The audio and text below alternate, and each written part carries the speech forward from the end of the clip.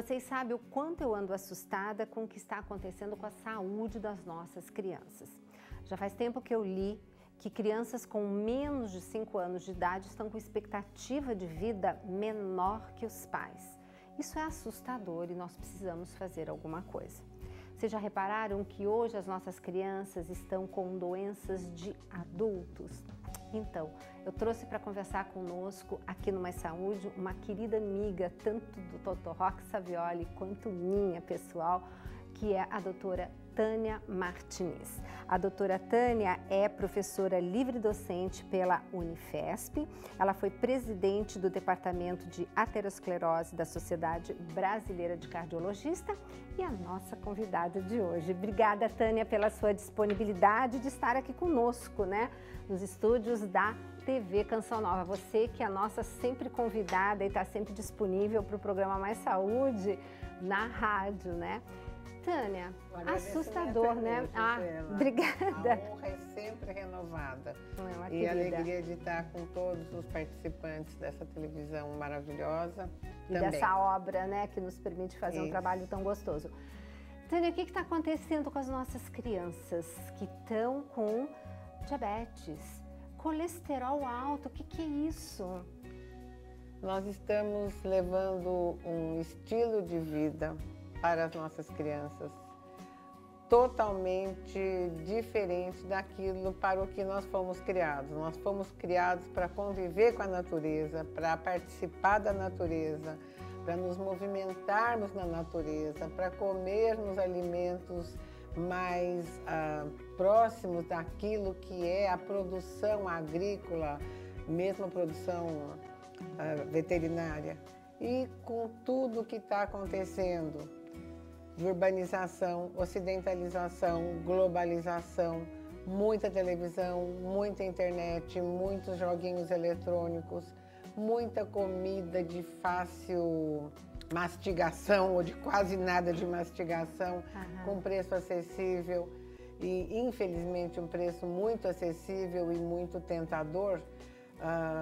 Nós estamos tendo aumento de peso nas crianças, nós estamos tendo aumento de sedentarismo nas crianças e isso leva a transtornos metabólicos. Quando a gente vai fazer a dosagem no sangue, nós percebemos que os índices de glicose, os índices de insulina, que é a resposta para contrabalançar o excesso de glicose da alimentação, já estão aumentando, o peso, o acúmulo de gordura, muitas vezes em volta da cintura, já em crianças.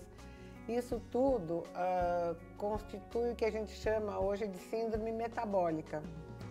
E nós nem queríamos admitir esse fato, porque é uma guerra quase que parece que nós estamos perdendo, como você disse.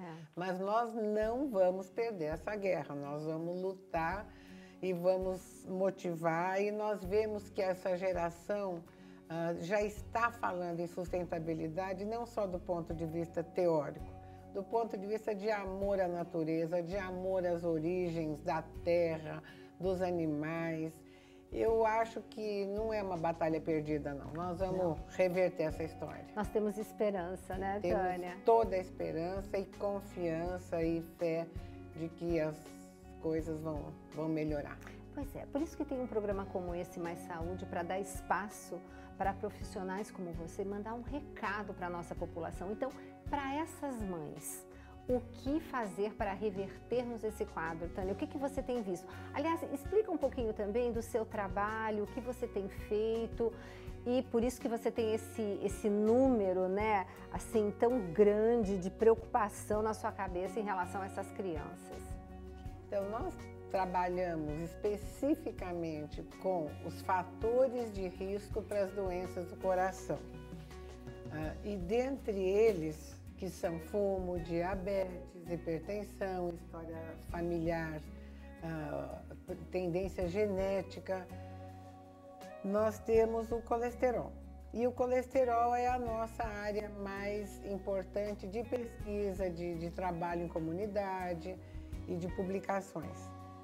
Nós fazemos segmento, por exemplo, num dos trabalhos que está protocolado dentro do Comitê Científico do INCOR, do qual eu sou médica colaboradora também, um segmento das crianças da cidade de Itapetininga. Mas como nós e o Dr. Abel Pereira de Itapetininga, há pelo menos mais 20 grupos em cidades do Brasil fazendo esse acompanhamento do colesterol e dos fatores de risco das crianças. Nunca a gente fala do colesterol só, é colesterol e a história de diabetes, a história de sobrepeso, a sedentarismo, a dieta inadequada, adequada, a pressão alta na família, a genética de doença cardiovascular, alguém na família que teve infarto numa idade próxima de 50 anos, por exemplo.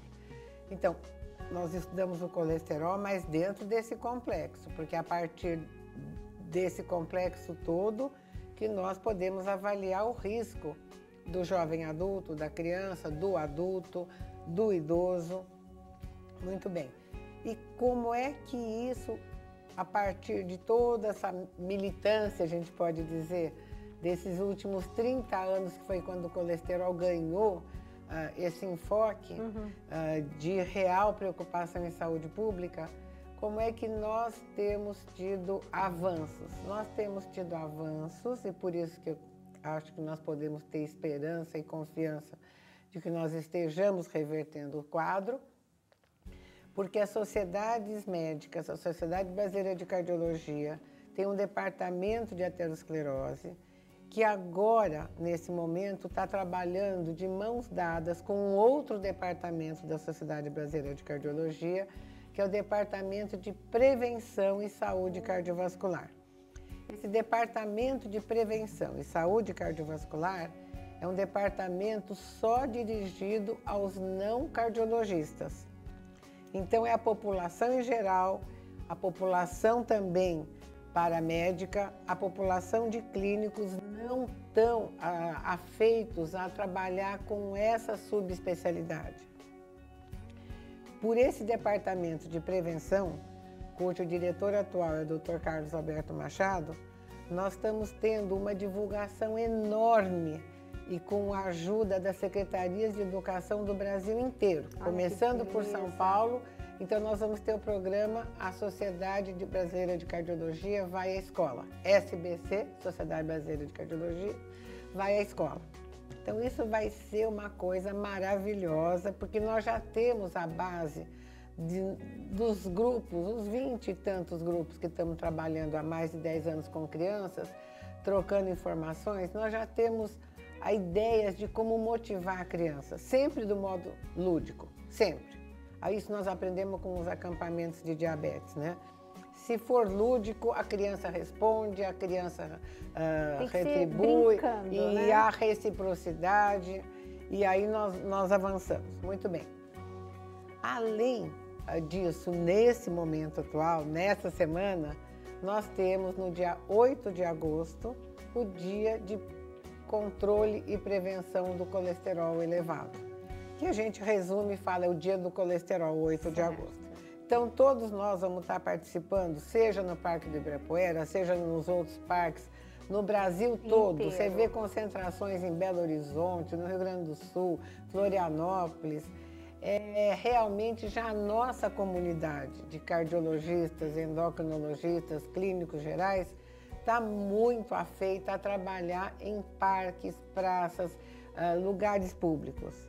Porque é assim que nós temos que fazer. E tem, por exemplo, nós estamos falando para o Brasil todo, então a nossa população vai no parque principal da cidade, que seguramente dia 8, que é quarta-feira que vem, gente. A quarta-feira que vem, esse programa é na sexta, então na próxima quarta, dia 8, é o dia do colesterol. Então as pessoas vão ter, assim, mais contatos sobre o colesterol. Quais são as ações que estarão sendo feitas? Muitas vezes, Gisela, dependendo de onde nós estejamos e dos patrocínios e dos recursos que sejam disponibilizados, nós até teremos alguns pontos em que nós vamos poder colher e dosar o colesterol na ponta do dedo. Gente, aquela mini picadinha. Que é o mesmo da glicemia, poderíamos até estar fazendo o colesterol. No ano passado foi aqui na Avenida Paulista, ali no metrô do MASP, em São Paulo. E em vários outros lugares do Brasil nós temos esses registros. Tânia, você acha então importante que, ou vai ver que até protocolo, hoje uma criança que vai ao pediatra, é solicitado isso para saber como que está o nível de colesterol dessa criança? Então, seria ideal que nós pudéssemos pedir para toda criança com mais de 5 anos. Com mais de 5 anos. O que ocorre é que nós temos que balancear os custos de saúde. Tá. Então, nós temos gastos na infância com imunizações, com os controles periódicos, com aspectos nutricionais. Sim. Por esse motivo de não onerar o sistema de saúde, é que nós recomendamos a dosagem de modo mandatório quando você tem 1 ou 2 fatores de risco. O que seria? Isso. Se a criança é muito sedentária, isso já é um fator de risco. Se essa criança tem pais diabéticos, se essa criança tem história familiar nos pais ou parentes de primeiro grau de doença cardiovascular, quer dizer, angina, infarto, derrame, e também se você tem morte prematura na família. Então, se houver fator de risco, aí fica mandatório que se faça. Sedentarismo foi a primeira coisa que você falou, Tânia. O que é considerado o sedentarismo por uma criança? Para se ter um parâmetro, né? Uma referência. Se a criança não tiver atividade física 5 vezes por semana, durante 45 minutos, nós já podemos dizer que ela está tendendo a sedentarismo. Porque a criança, o metabolismo da criança pede movimento. Pede. E Tânia, tem algum outro número em relação ao número de horas que essa criança fica diante de uma televisão ou diante de um computador? Perfeito. O que nós temos levantado na literatura mundial e que é o consenso de hoje, e essas coisas às vezes com a observação a longo prazo pode mudar, é que não ultrapasse 2 horas por dia. Gente, e 2 horas já é bastante. Já é bastante. Você imagina, a criança vai à escola, gasta 2 horas com essas coisas e depois mais a tarefa escolar. Então tem que ser separado um horário para isso. Não comer em frente da televisão, comer olhando para o alimento saudável e comer de tudo um pouco, fazer uma educação alimentar. Nada de comida fast food, né? Que já é um termo abrasileirado também. Tudo que você compra já vai comendo no carro para não perder a hora, porque o teatrinho vai começar às 4. Isso a gente vê muito.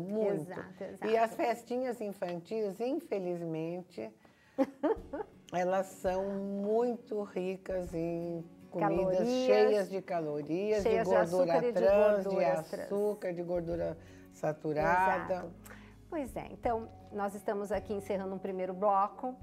É esse o tema do programa Mais Saúde de hoje, que eu queria tanto trazer a doutora Tânia para falarmos desse tema que está me assustando e me preocupando muito, que é o caminho que está trilhando a nossa juventude, principalmente as nossas crianças.